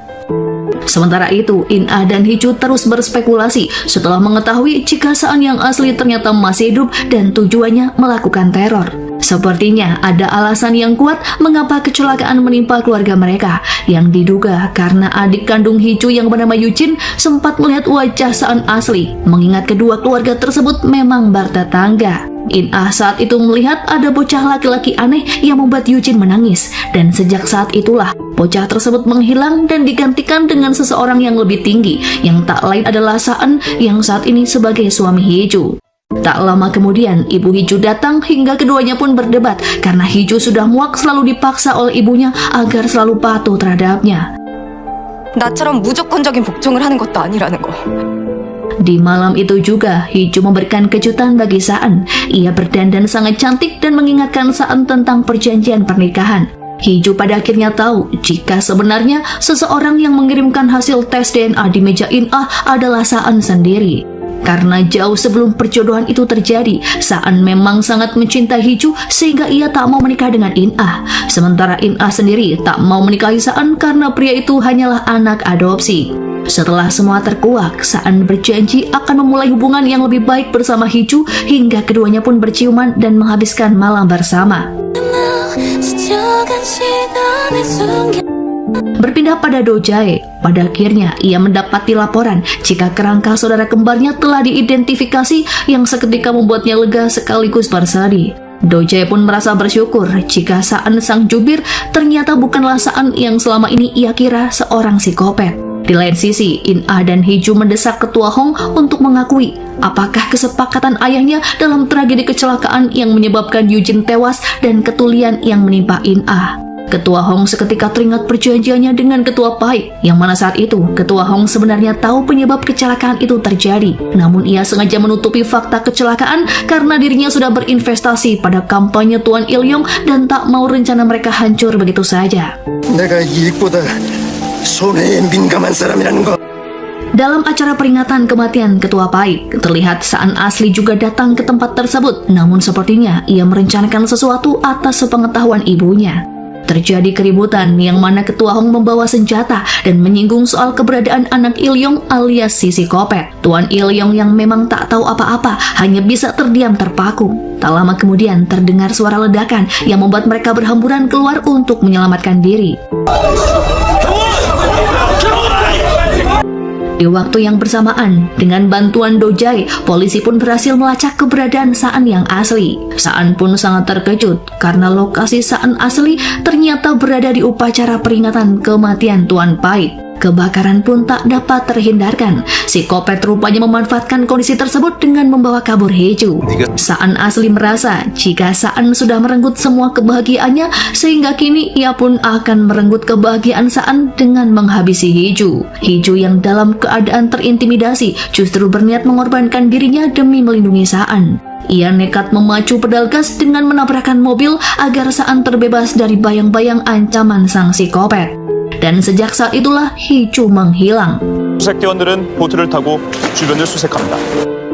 Di atas podium, Saan mengumumkan bahwa ia bukanlah anak kandung Tuan Il-yong dan bukan cucu ketua PAIK. Namun satu hal yang berisi kebenaran, yakni dirinya adalah seorang suami dari seorang wanita bernama Hee-ju yang saat ini diculik oleh pelaku yang berniat menghabisinya. Saan meminta kerjasama dari berbagai pihak untuk mencari keberadaan Hee-ju. Mendengar pernyataan tersebut membuat staf kantor kepresidenan Song-woo dan Yuri merasa terkejut sekaligus terenyuh. Sebenarnya alasan apakah yang selama ini membuat Saan menutupi identitas istrinya sendiri? 통역사님, 과장님도 모르셨어요? Saan menelusuri sepanjang jalanan yang langsung berbatasan dengan sebuah sungai, namun pencariannya tidak membuahkan hasil. Sampai pada akhirnya, detektif menemukan jejak kecelakaan mobil yang ditumpangi oleh Hee-ju dan Saan asli. Namun mereka tak dapat menemukan mobil tersebut yang diduga tenggelam ke dasar sungai. Di TKP hanya ada sepatu Hee-ju yang membuat mereka akhirnya memutuskan untuk menerjunkan tim SAR. Tak lama kemudian, orang tua Hee-ju dan In-ah menyusul ke lokasi. Ibu Hee-ju merasa sangat syok saat mengetahui Hee-ju yang belum ditemukan. Tuan Il-yong dan Ketua Hong pun justru saling menyalahkan karena keduanya yakin jika dalang di balik semua ini adalah Saan asli yang seharusnya dilenyapkan sedari dulu. Pertengkaran itu pun ditengahi oleh In-ah. 그만들 하세요! 이제 와서 누가 누굴 탓해요? Saan yang melihat ibunya tak datang ke lokasi semakin mencurigainya jika sang ibu yang bernama Kyung-jin sedang merencanakan sesuatu. Saan lalu memeriksa rekaman CCTV pada acara peringatan kematian sang kakek, namun Kyung-jin tak kelihatan batang hidungnya. Saan lalu pulang ke rumah orang tuanya dan memeriksa kamera dashboard mobil ibunya, namun rekaman itu telah dihapus. Saan meminta bantuan seorang detektif untuk mengeluarkan surat perintah pemeriksaan terhadap sang ibu. 심규진 교수 차량 블랙박스 영상이 지워져 있습니다. Melihat Kyung-jin datang menghampirinya, Saan langsung menanyakan di manakah keberadaan Hee-ju. Ia pun yakin jika sang ibulah yang telah menyembunyikan Saan asli dan Hee-ju. Terlebih tak ada sedikit pun air mata atau kesedihan di wajah wanita itu, jika seolah Kyung-jin memang mengetahui jika Saan asli memang masih hidup. Kyung-jin berdalih jika selama 20 tahun terakhir ini air matanya seakan sudah habis saat meratapi kepergian putranya yang dikabarkan tewas tenggelam ketika menemani kakeknya memancing. Dan saat ini giliran Saan yang mengalami penderitaan yang sama karena kehilangan sosok yang ia cintai. Kyung-jin pun mengungkapkan sebuah fakta jika Saan adalah anak kandung dari ketua PAIK. 네가 겪을 차례 아니니? Kabar menghilangnya Hee-ju pun akhirnya disiarkan di stasiun TV. Yuri membacakan berita dan tak kuasa menahan kesedihan karena Hee-ju sudah dianggapnya sebagai sahabat sendiri. Sebenarnya, ia merasa terkejut saat mengetahui jika Hee-ju dan Saan adalah sepasang suami istri. Sang-woo pun menyebut jika sebenarnya Hee-ju bisa berbicara dan hal itu pun sudah ia ketahui semenjak lama saat keduanya mengunjungi panti. Tak lama kemudian, Yuri dan Sang-woo tiba di TKP dan mereka pun bergabung bersama relawan dari kantor kepresidenan untuk membantu tim SAR mencari Hee-ju. Saan sendiri sedang berada di markas pencarian, yang mana detektif menemukan barang-barang pribadi Hee-ju yang hanyut di dekat sungai, yang salah satunya adalah HP. Mereka pun berasumsi jika Hee-ju sudah terseret sangat jauh sehingga peluang hidupnya sangatlah kecil. 여기까지 수색했는데도 발견되지 않았다면 Dalam situasi yang semakin genting, Tuan Il-yong akhirnya memberikan konferensi pers jika ucapan Saan kemarin benar adanya. Puluhan tahun silam, ia memang memiliki putra, namun sebuah tragedi di sebuah danau merenggut nyawanya. Keluarga saat itu memutuskan untuk tidak melaporkan kematiannya, karena sampai saat ini pun mereka tak bisa menemukan jasad sang putra. Saat itulah mereka pun mengadopsi Saan yang kini menjadi jubir dan sangat menyayangi Saan sepenuh hati. Tuan Il-yong pun tak menyangka jika sebenarnya putra kandungnya masih hidup dan terus menteror Saan. Di luar dugaan, ada seorang wartawan yang mengungkapkan bahwa putra kandung Il-yong adalah seorang psikopat yang kerap menculik anak-anak di panti asuhan. Hal itu pun dibuktikan dengan pengakuan Do-jae dari balik jeruji besi. Do-jae teringat beberapa tahun silam saat Saan asli mendatangi kantor jubir, sehingga ia pun memanfaatkan amarah Saan asli untuk mengajaknya bekerja sama karena mengira jika keduanya memiliki kepentingan yang sama. Terlebih Saan asli saat itu juga mendatangi villa tempat para korban dihabisi. 형과 신이 레오건 아이들의 실종된 장소를 알고 있었습니다.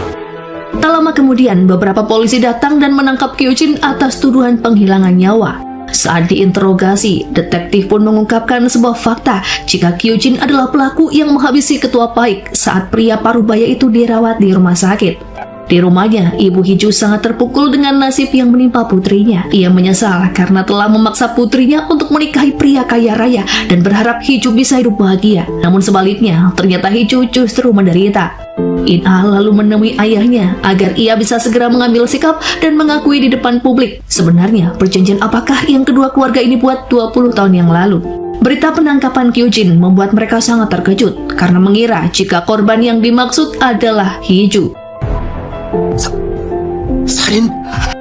Kembali ke ruangan interogasi, Saan ternyata mengetahui jika ketua Paik dihabisi oleh Kyujin lewat sebuah kamera tersembunyi yang ada di balik cincin sang ketua. Saat itu, Kyujin memang ingin membalas dendam pada mertuanya karena telah tega melenyapkan Saan asli yang dianggap akan membawa malapetaka. Sehingga ketua menggantikan cucunya sendiri dengan putra kandungnya yang merupakan hasil dari perselingkuhan. Saat itu, Kyujin bahkan dipaksa untuk membesarkannya dan berpura-pura baik-baik saja demi mencapai kekuasaan. Kyujin tak bisa berkutik lagi dengan bukti tersebut jika ia memang membekap ketua Paik menggunakan bantal. Saan pun kembali bertanya tentang keberadaan Hiju, namun wanita itu enggan menjawabnya.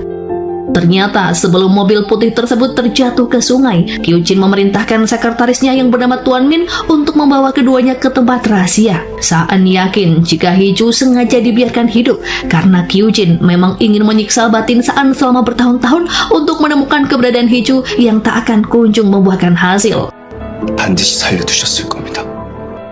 Di waktu yang bersamaan, detektif berhasil melacak keberadaan Hiju setelah berhasil menemukan riwayat perjalanan Kyujin di dalam mobilnya. Di tempat itulah Tuan Min teringat pesan Kyujin yang mana ia harus menyelamatkan Saan asli dan menghabisi Hiju jika terjadi sesuatu di luar rencana. Namun ternyata Tuan Min tak tega menghabisi Hiju.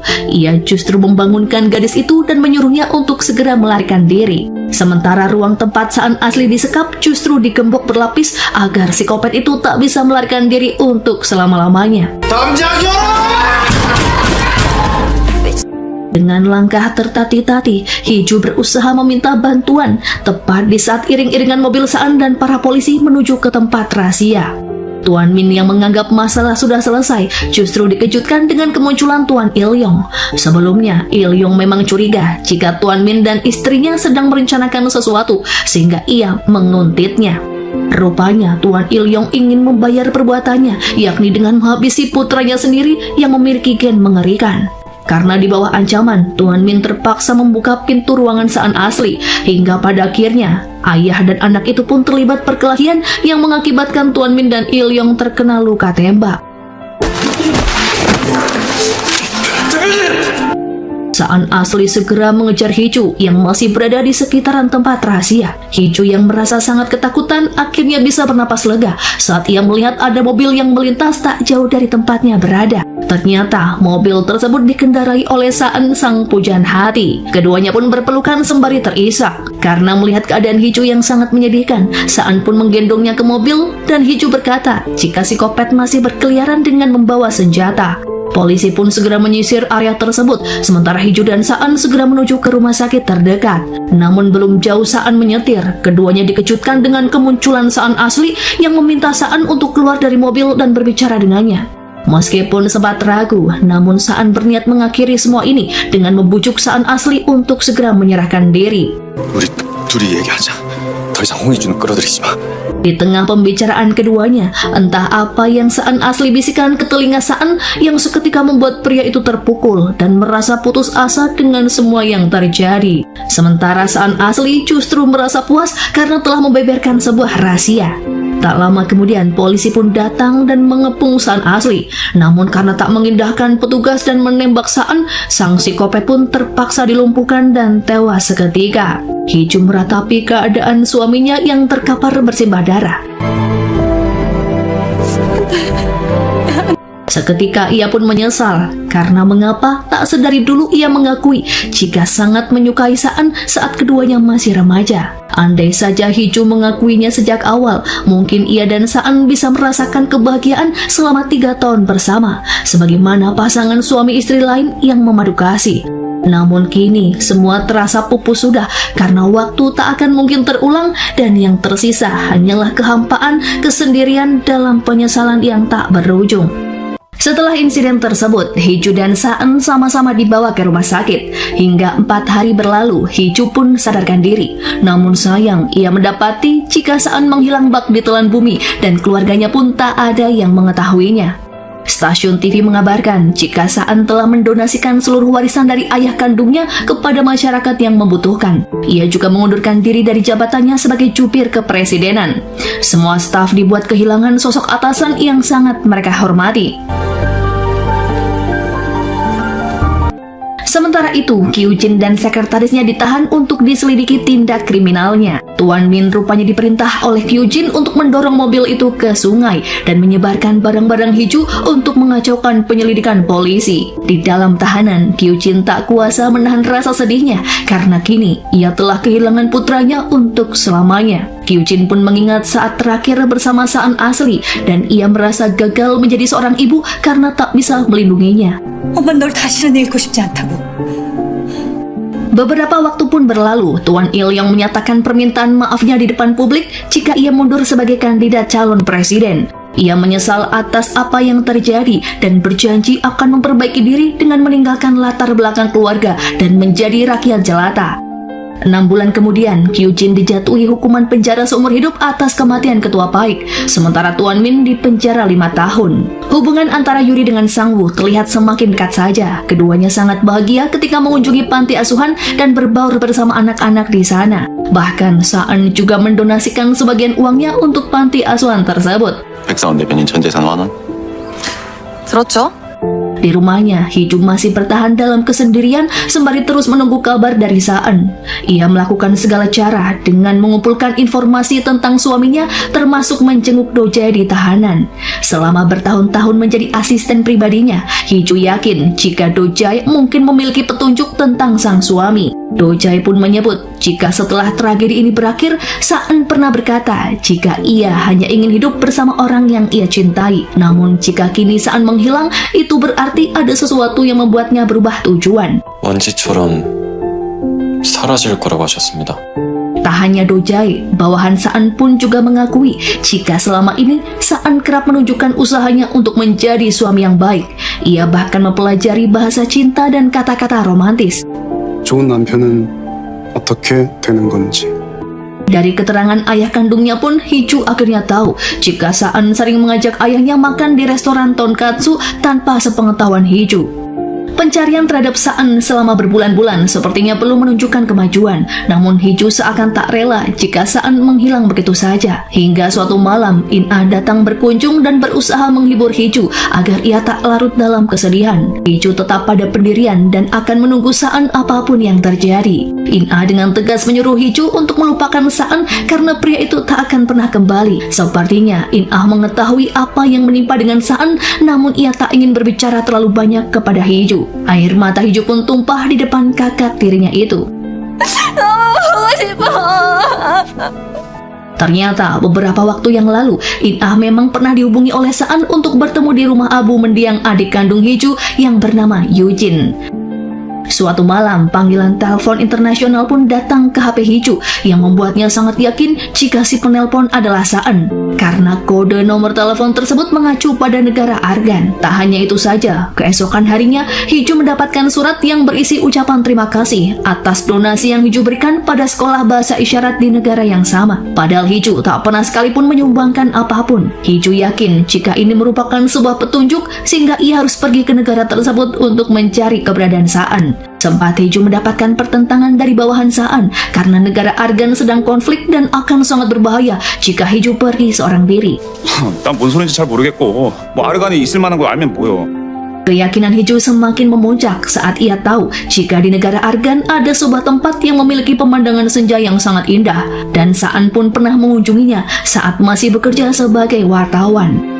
Singkat cerita, Hiju tiba di negara Argan. Setelah mengunjungi sekolah bahasa isyarat yang dimaksud, ia pun segera menuju ke lokasi terbaik untuk melihat langit senja. Namun ternyata daerah itu sedang diduduki oleh para pemberontak, sehingga siapapun yang memasukinya bisa saja tertangkap. Hal yang ditakuti Hiju pun akhirnya terjadi. Ia terpergok oleh pemberontak dan dibawa ke suatu tempat bersama beberapa orang lain dengan mata tertutup. Di tengah kepanikannya, muncul seorang pria yang membebaskan mereka dengan membawa Hiju ke sebuah mobil. Hiju pun hanya bisa pasrah dengan keadaan yang ia alami karena saat itu ia tak bisa melakukan perlawanan. Hingga pada akhirnya, mobil mereka pun diserang oleh pemberontak dengan tembakan bertubi-tubi. Keadaan pun kini telah aman setelah mobil terperosok ke semak belukar. Tak pernah Hiju duga jika sosok pria yang menyelamatkannya adalah Saan, sang pujaan hati. Mengetahui Hiju ada di lokasi yang cukup berbahaya hanya demi mencarinya justru membuat Saan marah. Karena Hiju tak mematuhi perintahnya untuk tetap menunggu sampai Saan sendiri yang akan mendatanginya. Hiju pun bertanya, sebenarnya kalimat apakah yang dibisikkan Saan asli pada tragedi 6 bulan silam yang membuat Saan meninggalkannya. Ternyata Saan merasa sangat bersalah karena di masa lalu Ketua Paiklah yang memerintahkan seseorang untuk mencelakai keluarga Tuan Hong, termasuk sebuah kecelakaan yang merenggut nyawa adik Hiju yang saat itu masih sangat kecil. Kedua keluarga tersebut rupanya membuat perjanjian untuk saling menutupi kasus agar cita-cita mereka untuk menjadi orang paling berkuasa bisa terwujud. Dan itulah alasan mengapa keluarga Paik akan menikahkan In-ah dengan Saan sebagai cara untuk menebus kesalahan. Saat ini, Saan merasa malu di hadapan Hiju karena berdasarkan pengakuan In-ah, sebenarnya Hiju pun tahu perbuatan Ketua Paik. Namun Hiju masih memutuskan untuk tetap melindungi Saan. Saan yang merasa dirinya harus dihukum, lantas memutuskan untuk mengasingkan diri. Namun berbeda dengan prinsip Hiju, yang mana kini bukan saatnya lagi untuk menyalahkan. Karena ia tak bisa hidup sehari pun tanpa Saan, yang membuat dirinya lah yang justru sedang mendapatkan hukuman. Hiju pun mencium Saan yang seketika disambut pelukan hangat dari sang suami. Setelahnya, keduanya pun menghabiskan hari-hari romantis di Pondok Saan yang berada di tepi pantai dengan pemandangan langit senja. Pemandangan tersebut rupanya selalu mengingatkan Saan akan kecantikan wajah Hiju.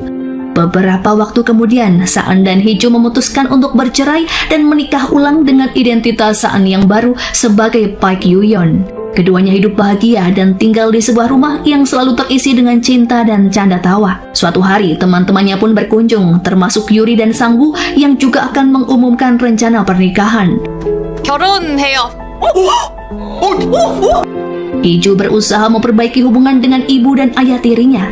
Ia pun menyampaikan pernikahan ulangnya dengan Saan. Dengan wajah yang sendu, sang ibu berharap kini rumah tangga putrinya akan benar-benar bahagia meskipun dengan orang yang sama, tapi dengan situasi dan kondisi yang jauh berbeda. Hiju pun berharap kebahagiaan yang sama bagi In-ah, hingga keduanya saling melupakan masa lalu dan berjanji jika dirinya akan menjadi adik yang selalu menyayangi In-ah melebihi siapapun. Pada akhirnya, Hiju kembali bekerja sebagai penerjemah bahasa isyarat di kantor berita dan mendampingi Yuri sebagai reporter. Sementara Saan bekerja sebagai negosiator di bawah Kementerian Luar Negeri untuk menyelesaikan berbagai konflik kenegaraan. Ia pun didampingi oleh Do Jae yang kini sudah dibebaskan dari tahanan. Hiju dan Saan akhirnya bisa hidup dengan bahagia dan berencana memiliki buah hati untuk meramaikan rumah tangganya. Dan film pun berakhir. 사람이 더 필요하겠는데?